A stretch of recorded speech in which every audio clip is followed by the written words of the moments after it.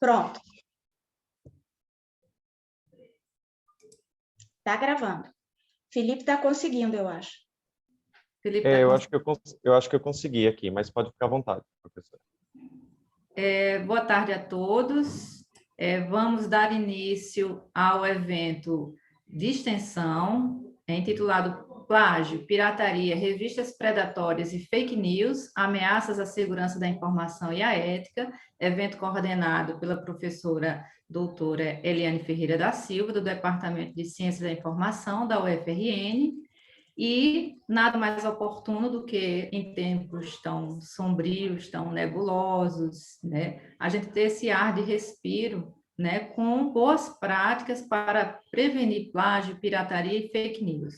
Então, nós temos uma tarde repleta de informação, de conhecimento e de diálogo com Felipe Araújo Pereira de Brito, Nancy Sanches Tarragó e Laidiane Cristina Oliveira da Silva. Então, na medida que cada palestrante for falar, iniciar a sua fala, eu vou fazer uma apresentação mais detalhada.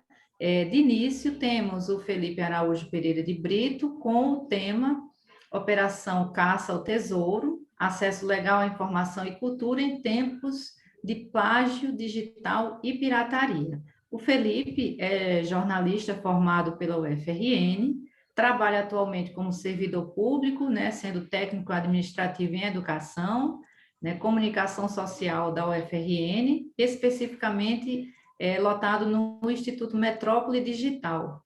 Atualmente, ele é nosso aluno, né, no curso de mestrado profissional em gestão da informação e do conhecimento. Então, nós temos o prazer de convidar Felipe para iniciar a sua apresentação. Felipe, então fique à vontade. Eu vou dar pequenos informes só em relação ao tempo, né? Cada palestrante terá 30 minutos para fazer a explanação e ao final, né, dessa trajetória dos 3 palestrantes, nós temos 15 minutos em média para interlocução. Então, os alunos, muito bem-vindos a todos. Anotem no chat, né, façam perguntas para a Felipe, para a professora Nancy, para a professora Elaidiane, que ao final a gente vai escolher algumas de acordo com o tempo para conversar e ouvir mais, né, dos palestrantes. Então, Felipe, fique à vontade. Ok, obrigado, professora. Vou compartilhar aqui a tela agora. Acho que agora vai dar certo. Todos veem? Sim, estamos vendo o seu computador, o seu celular. É o meu celular. Estamos vendo a tela inicial.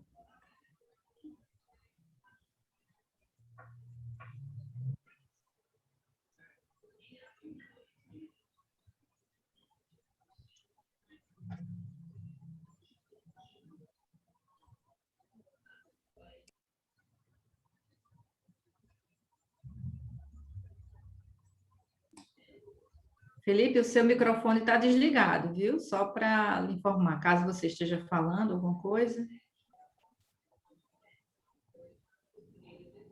Oi, gente. Estão me vendo? Estão me ouvindo? Sim. Estamos vendo você, mas ainda não a sua tela.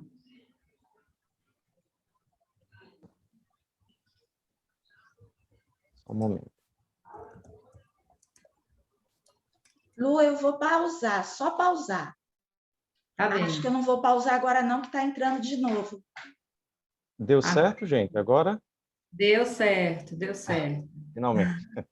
Pessoal, então vamos lá. Peço perdão pelo atraso, inclusive pela paciência. Agradeço a paciência de todos. Então, essa é a minha apresentação, Operação Caça ao Tesouro, acesso legal à informação e cultura em tempos de plágio, digital e pirataria. Por que eu escolhi esse tema, né? Só para contextualizar.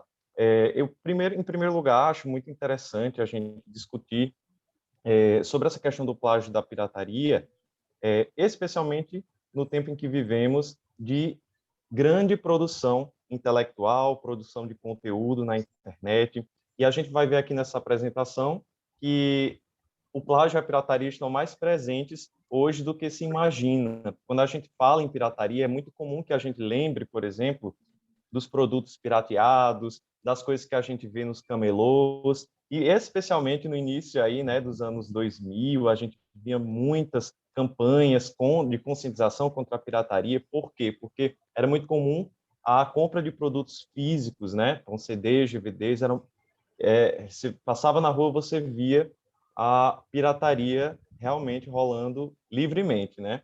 Só que hoje, apesar de existirem mecanismos de veiculação de mídia, como, por exemplo, os streamings, a gente, infelizmente, continua com esse problema do plágio e da pirataria, tá? Então, antes de mais nada, eu gostaria de passar os objetivos do meu trabalho. Esses são os objetivos, né? Discutir e conhecer como a pirataria e o plágio digital influenciam o mercado, debater os principais objetivos da Lei de Direitos Autorais e tomar nota de métodos para acessar, propagar e utilizar conteúdos legalmente no Brasil, certo? A professora já me apresentou, mas eu fiz essa brincadeira, inclusive peço desculpas pelo tom informal da apresentação, certo? Acho que pirataria e plágio tem um pouco de espaço para isso, mas essa é a minha ficha criminal, certo? Sou Felipe Araújo, 28 anos, jornalista. A minha formação, sou especialista em comunicação empresarial e mestrando em gestão da informação e do conhecimento. E o meu crime, qual é o meu crime, né? Para ter minha ficha criminal, compra de DVDs piratas na parada de ônibus do Natal Shopping. Quem aqui é de Natal sabe que alguns anos atrás essa parada de ônibus era repleta de DVDs piratas. E, inclusive, apesar de que isso ser um crime, mas muitos, inclusive eu, não via isso o menor problema, né? Então, essa é meu crime e confesso a todos aqui presentes. Mas, antes de mais nada, também gostaria de reforçar que essa questão da pirataria e do plágio é, sim, uma questão de segurança da informação. Quando a gente fala de segurança da informação, é muito comum a gente pensar o quê?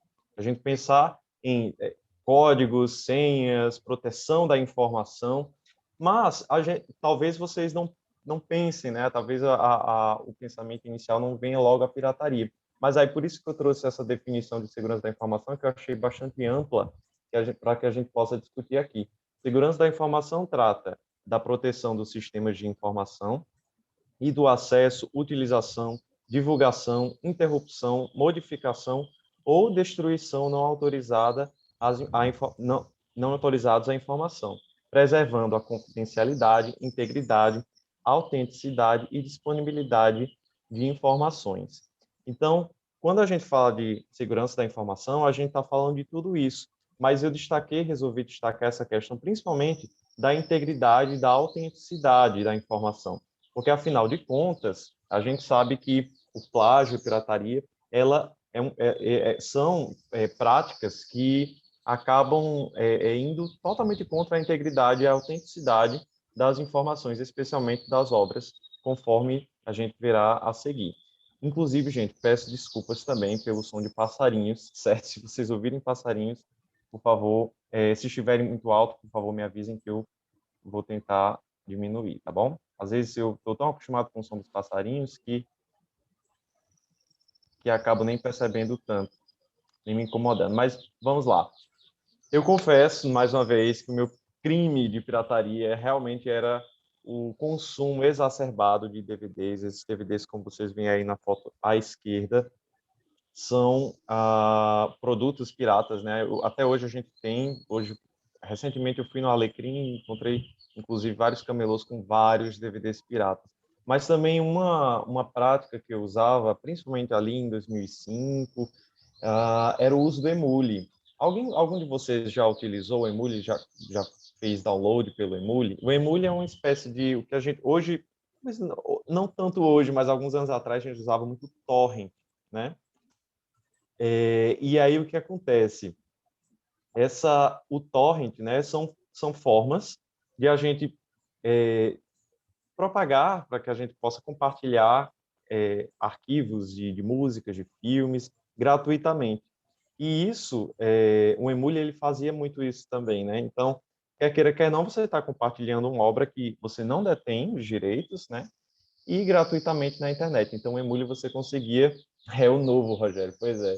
Você conseguia bastante, né? Fazer downloads de vídeos e músicas, enfim, gratuitamente tudo daquele jeito, né, que a gente gosta. E aí, como é que nasce a pirataria, né? A gente sabe que a pirataria ela nasceu especialmente junto com a propriedade intelectual, com o conceito de propriedade intelectual, na verdade, né? E a tecnologia ela é uma das principais aliadas a essa questão da pirataria. Por quê? Porque a tecnologia ela permitiu, ou pelo menos o acesso à tecnologia por mãos um pouco mal intencionadas, né? A gente sabe que esse acesso a essa tecnologia propiciou tanto as cópias como também a distribuição dessas obras. A gente fala sobre a era digital, né? Quando as principais obras de arte, como filmes e músicas, enfim, começaram a ser veiculadas em plataformas Felipe, digitais. só um minuto, Oh, perdão, Felipe. Só um perdão. minutinho. A Sim, Carlos Eduardo. Pode começar, Carlos. Obrigada, Felipe. Pode continuar. ok. É, então, nessa era digital, a gente viu, né, que muitos CDs, muitos DVDs eram produzidos e, consequentemente, era muito mais fácil você copiar, você fazer cópias desses CDs, desses DVDs. Eu acredito que todo mundo aqui lembra, no início da popularização dos computadores, né, a gente tinha mesmo programas, já vinham instalados nos computadores, em que era muito fácil, era muito acessível a gravação de CDs e de DVDs nesses computadores. Os programas já estavam lá instalados, era só você conseguir o arquivo da música, por exemplo, e fazer a gravação do seu CD. Então era muito fácil fazer cópias, né? E a internet, principalmente com a internet de banda larga, se tornou muito fácil a distribuição dessas obras. Então, não mais precisava dos camelôs, né, das paradas de ônibus do Natal Shopping para você conseguir distribuir essas obras. Pela internet você conseguia distribuir com muito mais facilidade. E, para além dessa questão do crime, né, de como a pirataria, o plágio, eles são coisas condenáveis, são ataques aos próprios direitos autorais, eu queria passar para vocês uma outra visão de que a pirataria ela pode ser ruim tanto para o artista como para você que me assiste agora, como para mim, ou como para qualquer outra pessoa ou empresa que desenvolva conteúdo. A gente vai ver mais para frente que a lei de direitos autorais no Brasil é um tanto quanto rigorosa sobre essa questão. E o que é que acontece? Se antes, lá em 2005, era muito comum que a gente apenas consumisse as obras, né, apenas consumisse filmes, imagens, música, hoje é muito fácil, é muito acessível e muito comum que você consiga também produzir, né, novos conteúdos. Eu acredito que talvez alguém aqui conheça esse caso do Márcio Guerra, né? Assim como tantos outros. Esse é um canal do YouTube, do Márcio Guerra, um YouTube especializado em música. E que o que acontece? Márcio Guerra levou um strike. O que seria o strike? Seria uma espécie de denúncia por uso de obras alheias. E para quem é youtuber, isso é muito perigoso, porque se você receber 3 strikes seguidos, você pode perder o seu canal. E quem trabalha com conteúdo no YouTube perde um canal, isso é praticamente quase perder o emprego, porque perde a audiência. Então, só para vocês verem, e o uso de obras alheias não necessariamente decorre de uma fé, ou decorre de uma necessidade, né, de você vender produtos pirateados e ganhar dinheiro diretamente em cima deles. Não. Às vezes, um simples trecho de uma música pode ser o suficiente para que você seja prejudicado segundo a lei de direitos autorais, né? Então, por exemplo, eu citei aí, né, conteúdos empresariais, mídias sociais. Hoje é muito comum, né? Quem não tem hoje Instagram e não, por exemplo, já não postou alguma foto, alguma imagem que não foi você necessariamente que fez, né? Você tem certeza de que aquela imagem que você postou ali numa arte ou nos stories, enfim, quem garante que você tem direito de usar aquela imagem, né? Fica de olhos abertos, né? O professor Sérgio Branco Júnior, ele diz o seguinte, né, que o uso de obras alheias na internet nem sempre decorre de má fé, que é exatamente isso que eu falei, né? Ou seja, a gente pode usar como a melhor das intenções. Eu, por exemplo, estou usando imagens que não fui eu que produzi, né? Mas como é que, enfim, vamos falar um pouquinho mais para frente, né? Mas só para vocês ficarem um pouco curiosos, como é que eu posso usar essas imagens? Será que realmente eu não posso? Será que não existe outra opção? Será que eu realmente estou cometendo um crime terrível de pirataria ao usar essas imagens? Enfim, vamos ver mais para frente. Existe uma CPI da pirataria de 2003 que define que pirataria ela pode ser tipificada em 3 casos, certo? O primeiro deles é a falsificação. Acho que é o mais fácil, né? Que a gente consegue visualizar com mais facilidade a questão da falsificação, que são os produtos, produção de marcas falsas, né? De produtos falsos. Novamente, no Alecrim, você vê muito isso, nos camelôs, você vê muito isso. O segundo caso, duplicação, né? Ou seja, você pegar um produto e duplicar, fazer várias cópias, como, por exemplo, os DVDs piratas, e também a sonegação, né? Que aí tem a ver com contrabando e tal. Então, tudo isso tem a ver com pirataria, segundo a CPI de 2003. Aqui são alguns números que talvez possam desinteressar, que são números a respeito de... Só para a gente perceber que, na verdade, essa questão da pirataria, ela está presente em todo o mundo, não apenas no Brasil. E eu achei muito interessante que, segundo essa fonte Muso, né, Muso.com, a gente vê que o primeiro lugar de países acusados de pirataria é os Estados Unidos. Pelo menos, não sei vocês, mas eu percebia muitos comentários de senso comum mesmo, que os Estados Unidos não existia, né, essa questão da pirataria, ou pelo menos era crime, realmente a polícia focava muito nessa questão de que você vai ser prejudicado se usar músicas, filmes, obras de artes alheias piratas, né? Então, é muito comum que a gente pense que nos Estados Unidos existe uma lei realmente que funciona, entre aspas, né? Existe uma fiscalização severa quanto a isso, mas que, na verdade, você vê que os Estados Unidos está aí em primeiro lugar, certo? Inclusive, eu falo isso porque, por exemplo, a Apple Store, né? As primeiras, quando o Steve Jobs criou aquele comércio de músicas, né? Foi justamente um dos motivos, né? Foi justamente para combater essa questão das músicas piratas, quer dizer, você ter acesso às músicas de uma forma legal, né? Agora, com relação ao plágio, falamos de pirataria, vamos falar um pouco do plágio, né? O plágio, existem 3 tipos de plágio. Existe o plágio integral, que é a cópia idêntica, né? Quando você pega uma obra de arte, uma obra, enfim, protegida por direitos autorais, e você simplesmente faz uma cópia idêntica daquela obra, né? Existe a cópia parcial, em que você pode pegar partes de obras, inclusive de diversas obras, você pode pegar diversas obras de arte diferentes, obras protegidas por direitos autorais, e criar um mosaico, né? Ou seja, uma junção de várias obras e criar uma obra nova daí, né? Na verdade, você não está criando nada novo, você está apenas plagiando obras alheias, né? E o terceiro seria o conceitual.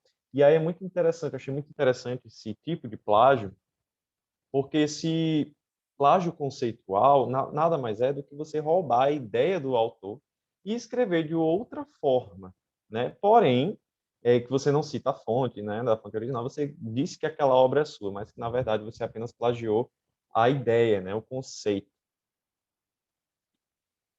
E aí eu trouxe alguns casos que eu achei divertidíssimos quando eu fiz essa pesquisa e eu gostaria de partilhar aqui com vocês. Todo mundo aqui conhece o Harry Potter, acho que todo mundo aqui conhece, né? Ou pelo menos ouviu falar do Harry Potter.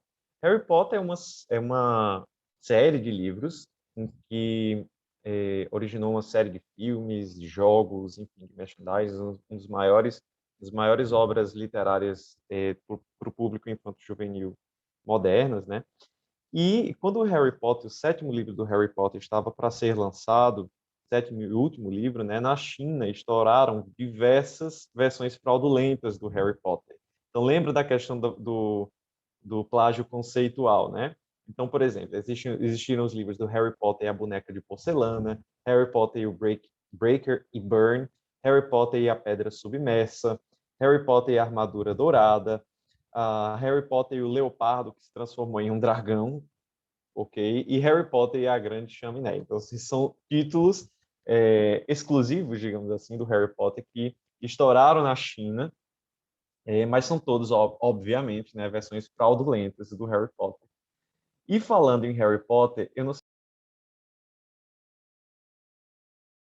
Eita, alguém tá me ligando, só um minutinho. Pronto. Falando de Harry Potter, a J.K. Rowling, ela é a autora do Harry Potter e ela foi, inclusive, envolvida, né, em caso de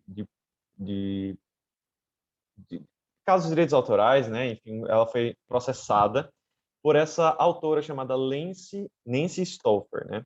Nancy Stoffer, ela antes do Harry Potter ter sido escrito, ela escreveu um livro, ela escreveu na verdade livros chamado Larry Potter e sua amiga Lily. Quem conhece a história do Harry Potter sabe que Lily é o nome da mãe do personagem do Harry Potter. E o que é que aconteceu? A Nancy Stoffer, ela tinha criado esses livros e também tinha criado um outro livro que se chamava The Legend of Ra, a Lenda de Ra, né? E nesse livro ela cria digamos assim, um novo nome, né? Ela inaugura um nome chamado Muggles. Por que eu estou falando tudo isso? Na saga do Harry Potter, Muggles, que é do inglês, significa, aqui foi traduzido para trouxas, mas Muggles significam as pessoas que não usam magia lá no universo do Harry Potter. Nancy Stoffer tinha criado esse nome Muggles. E pela J.K. Rowling, a escritora do Harry Potter, ter utilizado de uma forma muito, enfim, utilizado na sua obra, né? E ficou famosa e tudo mais. O que acontece foi que a Nancy Stoffer decidiu processar a J.K. Rowling por plágio, tanto pelo Muggles como pelo Harry Potter. Só que o que acontece? Ela pegou o livro dela, do The Legend of Ra, e colocou várias outras, em outras partes, ela adulterou o próprio livro, colocou em outras partes a palavra Muggles, foi para a justiça, infelizmente ou felizmente, Nancy Stoffer não ganhou a causa, mas ela não saiu com o rabo entre as pernas, né? Ela modificou o nome do livro dela para The Legend of Ra and the Muggles, nome gigantesco na capa. E uma curiosidade é que a J.K. Rowling, ela sempre escreveu ela sempre assinou os livros dela como J.K. Rowling, e a Nancy Stoffer, que assinava os livros como Nancy Stoffer, decidiu mudar para N.K. Stoffer. J.K. Rowling, N.K. Stoffer, muito bem. Enfim, só para a gente entender que nem sempre essa questão de pirataria ou de plágio envolve apenas, né, fica pelo menos no submundo, né, do consumo da cultura, mas na verdade até mesmo os grandes autores são prejudicados e envolvidos também. Aqui no Brasil, os direitos autorais eles são regidos pela Lei de Direitos Autorais, né, a Lei 9.610 de 1998. Cujo escopo é alterar, atualizar, consolidar e consolidar a legislação sobre direitos autorais e dar outras perspectivas. Então, os seus artigos eles trazem diversos assuntos, como quem é o autor, que obras são protegidas, né, pela Lei de Direitos Autorais, que direitos tem o autor, o que posso fazer, o que é que uma pessoa pode fazer sem autorização, como dar e obter a autorização do uso das obras, né? Então, algumas considerações a respeito da Lei de Direitos Autorais. O professor Sérgio Vieira Branco Júnior, que ele é um autor dos direitos autorais na produção de material didático, ele traz algumas considerações e, segundo ele acha, e eu concordo, acho que todo mundo deve concordar, inclusive, que a Lei de Direitos Autorais ela é um recurso jurídico muito rigoroso. Por que esse muito rigoroso? Já que, afinal de contas, a pirataria e o plágio são coisas negativas, são coisas ruins, né? Que ferem os direitos de outras pessoas, porque uma lei que protegeria isso seria muito rigorosa. A gente vai ver um pouquinho mais para frente. Mas antes de mais nada, preciso a gente também diferenciar o que é o autor, o que é o titular e o que é o proprietário do meio físico, certo? O autor, quem é o autor? É o criador da obra, né? Evidentemente. O titular de uma obra não necessariamente é o autor. Então, por exemplo, você pode criar uma obra, mas vender aqueles direitos para uma empresa ou alguém. E essa empresa ou esse alguém se torna o titular daquela obra. E o proprietário do meio físico é quem tem aquela obra de arte. Por exemplo, eu compro o livro do Harry Potter, eu sou o proprietário do meio físico, mas não tenho o direito, obviamente, de fazer cópias do meu exemplar e muito menos de comercializá-las, né? Ainda sobre essa questão das considerações de direitos autorais, né, para a gente conhecer um pouco mais, para ser protegida, o que é que uma obra precisa, né? O que é que uma obra, que atributos uma obra precisa ter para ser protegida? É qualquer uma? Não, não é qualquer uma que pode ser protegida. A obra ela precisa ser estética, ou seja, não técnica ou utilitária. Ela não pode ser uma obra protegida pelos direitos de produção industrial, por exemplo, né? Ela precisa ser estética. Ela precisa ter a característica de exteriorização. O que seria essa característica de exteriorização? Seria as obras que foram, de determinada maneira, registradas, que elas estejam presentes em alguma plataforma, seja escrita, seja em vídeo. Não, ou seja, você não pode proteger uma ideia, um pensamento, né? Até que você exteriorize aquele direito de alguma maneira. A obra ela também precisa ser original, né? Obviamente. E ela tem um prazo de proteção. As obras protegidas pelos direitos autorais, elas não são eternas, né? Elas não são eternamente protegidas. Existe, acho que todo mundo aqui sabe, que existe um prazo de proteção. Se eu não me engano, são 70 anos em que uma obra consegue manter esses direitos autorais. Inclusive, só a título de curiosidade, a Walt Disney Company, né, uma das maiores produtoras de cinema, de cultura hoje, ela já está perto, se eu não me engano, bem perto de perder os direitos autorais do Mickey, né, e de outros personagens que fazem parte do seu catálogo, justamente por ter passado tanto tempo. Exemplos de obras, né, que perderam a proteção, o prazo de proteção, obviamente, as obras de Shakespeare, de Machado de Assis. Só que entenda, né? Não, então quer dizer, Felipe, que eu posso pegar uma obra de arte, um livro, que não deixa de ser uma obra de arte, né? Um livro do Shakespeare, vou pegar Romeu e Julieta, e posso, vou ali na Saraiva, na leitura, compro o livro, faço várias cópias daquele livro e tudo bem? Não, não é isso. Até porque aquele livro que você comprou, ele é protegido pelo copyright, né? Ele tem seus direitos autorais, porque ele não é, apesar de ser uma obra de domínio público, aquela produção daquele livro, ela existe toda a edição, às vezes não, ela tem a tradução. Então, toda aquela obra, o conjunto daquela obra, não ela tem os seus direitos autorais garantidos. Mas a obra original, de fato, como no caso Romeu e Julieta, é de domínio público. Você pode na internet baixar o domínio público, né? A versão do domínio público livremente, ok? E aí, nesse artigo 7º da lei, ele traz alguns exemplos, né? Não é uma lista taxativa, ou seja, não são apenas essas obras que são protegidas por direitos autorais, certo? Então, ele traz obras literárias, conferências e sermões, composições musicais, fotografias, mapas, programas de computador, desenhos, pinturas, enciclopédias. Mas pode ter muitas outras obras também que não estão aqui, mas que sim podem ser protegidas por direitos autorais. Certo, mas que obras não têm direitos autorais, não podem ser protegidas por direitos autorais?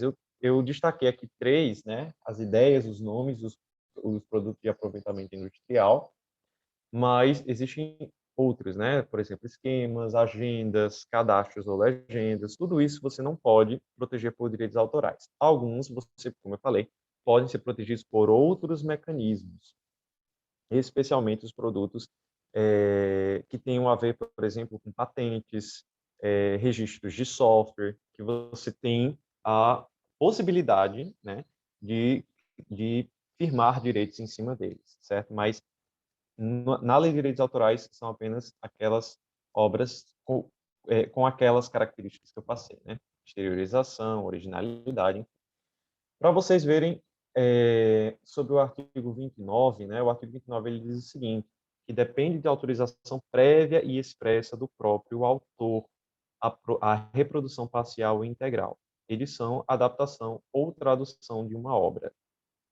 Então, percebam que a obra, a lei, na verdade, ela é muito mais voltada para o autor do que para quem consome aquele conteúdo.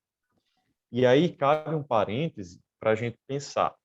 Se hoje existe toda essa produção cultural, né,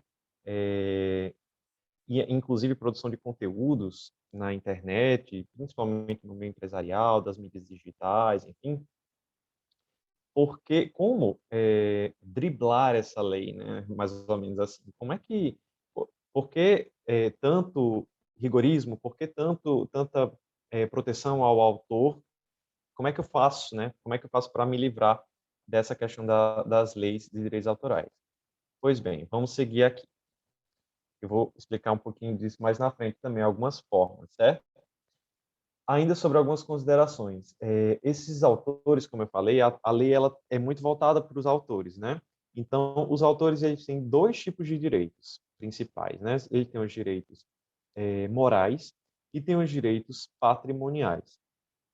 Os direitos morais, eles dizem respeito àqueles direitos que conectam a pessoa àquela obra. Então, por exemplo, você tem o direito de ter o seu nome lá nos créditos, você tem o direito da sua obra, inclusive, ser veiculada, enfim, propagada, compartilhada de maneira integral.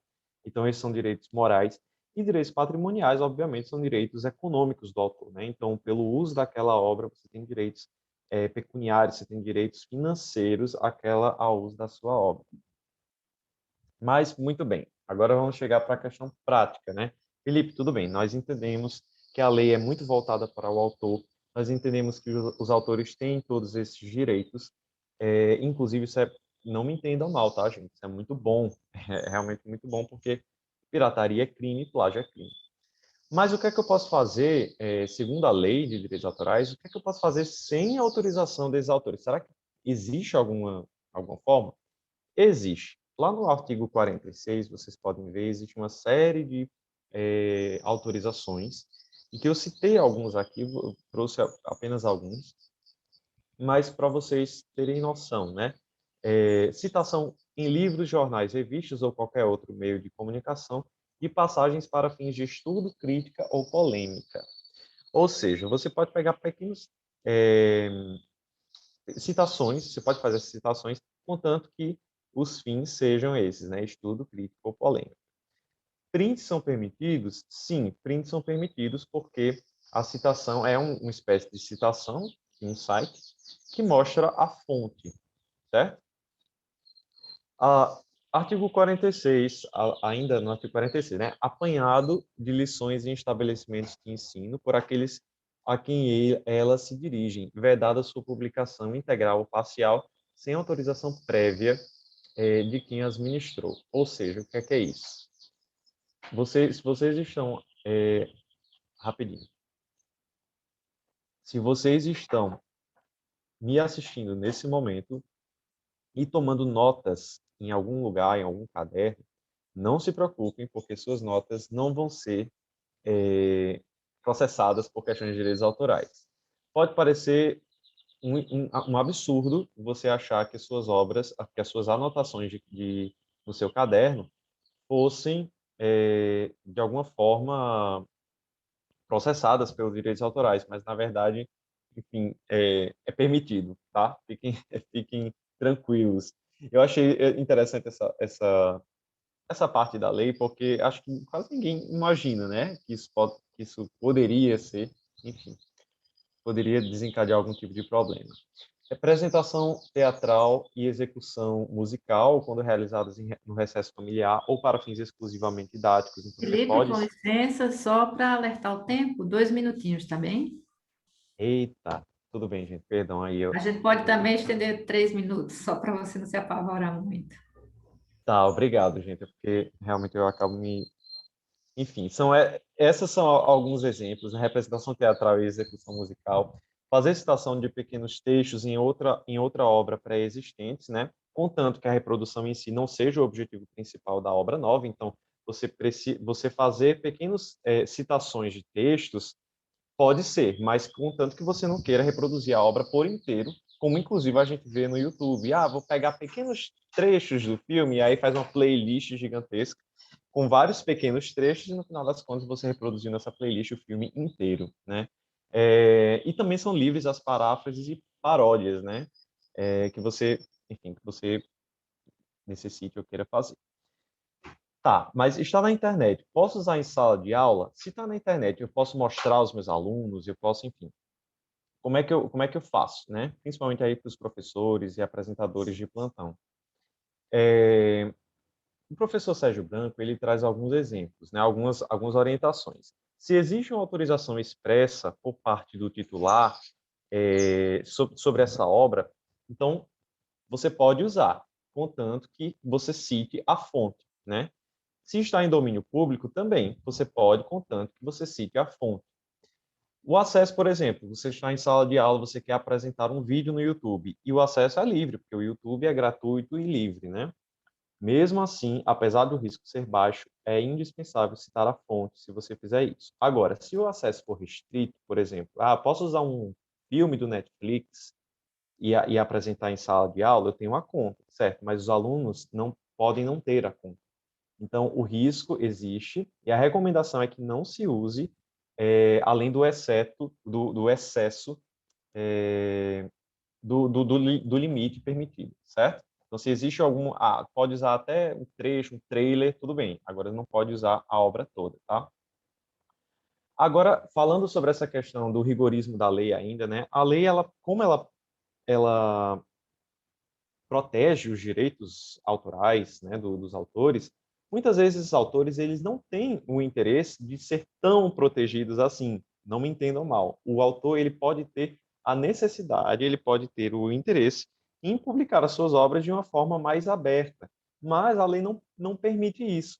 Então as licenças copyleft são mecanismos jurídicos que garantem que esses detentores de direitos de propriedade intelectual possam licenciar o uso de suas obras além dos limites da lei.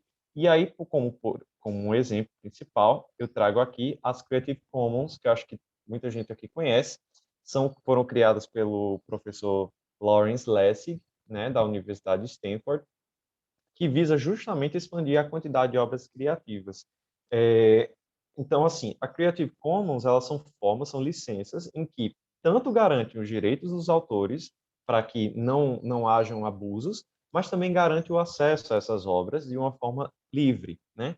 Aqui no Brasil, por exemplo, as Creative Commons são geridas pelo Instituto de Tecnologia e Sociedade, pela Fundação Getúlio Vargas. Inclusive, autores como Gilberto Gil já definiram que a sua lei, as suas músicas, na verdade, são protegidas por Creative Commons, ou seja, você pode escutar, pode usar livremente. Mas pode fazer qualquer coisa? Não. As licenças Creative Commons, elas têm vários selos, vários tipos de licença, né? E aí eu trouxe algumas. Então, por exemplo, a mais comum delas é a licença de atribuição, em que você pode copiar, você pode distribuir, pode utilizar a obra. Mas eu quero que a minha obra possa ser vista, possa ser consumida, possa ser distribuída, mas não possa ser utilizada de qualquer maneira. Tudo bem, você pode utilizar essa, por exemplo, segunda opção, não a obras derivadas, né? Você não autoriza o uso da sua obra para a elaboração de outras obras em cima dela. Porque entenda, as Creative Commons são licenças que garantem que o livre acesso e também essa troca, digamos assim, de, de produtos criativos, de produtos de arte, né, de conteúdos, para que toda a sociedade saia ganhando, inclusive os autores. Aqui também são mais duas formas, a recombinação, em que permite, né, que você possa, enfim, que você possa utilizar as obras, mas que sempre autoriza a utilização parcial ou recombinação de boa-fé, contanto que tenha, obviamente, a boa-fé, né? E também permite, por exemplo, a questão da mesclagem de outras obras com a sua, enfim.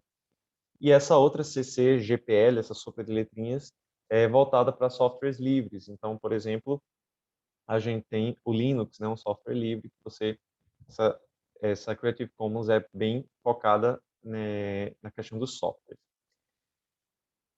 E é isso, eu gostaria não sei se ainda tenho tempo, perdoe a extensão do tempo realmente pelos imprevistos, mas gostaria que vocês interagissem um pouco. Quem é que vocês acham que escreveu essa frase aqui, né? No mundo atual, o início da atividade geral de formação de atitudes causa impacto indireto na reavaliação das condições inegavelmente apropriadas. Quem é que vocês acham que escreveu isso? Seria o Lawrence Lessig, o criador das Creative Commons? Seria o professor Sérgio Branco? Seria o Shun-Wei Shu aí da gestão da informação e do conhecimento? Seriam o Maki Pruzak? Quem é que vocês acham que publicou essa célebre frase?